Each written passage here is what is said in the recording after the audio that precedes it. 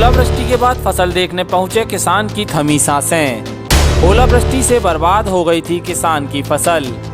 किसान ने खेती के लिए 2 से 2.5 लाख का उठाया था कर्जा।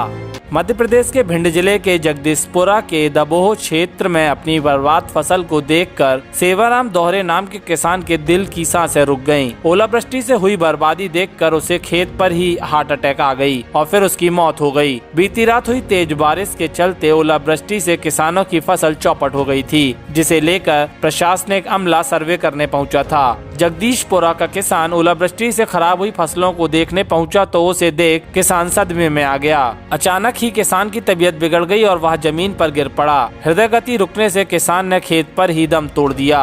6 दिन पहले ही किसान की मां का निधन हुआ था, जिसके चलते वह घर से निकल नहीं सका था। लेकिन जब वो अपने खेत पर पहुंचा तो अपनी सरसों की बर्बाद फसल देखी तो उसने मौके पर ही दम तोड़ दिया। सेवाराम के पुत्र ने बताया कि इस बार पिताजी ने बैंक से कर्ज लेकर खेती की थी। अचानक हुई ओलावृष्टि के चलते फसल नष्ट हो जाने से पिताजी सदमे में थे। 7 जनवरी को दादी का देहांत हुआ था, जिसके बाद आज पिताजी खेत देखने गए और नहीं लौटे। वही जो फसल नुकसान हुआ है ना, वो लोग की वजह से उसी से हुई है।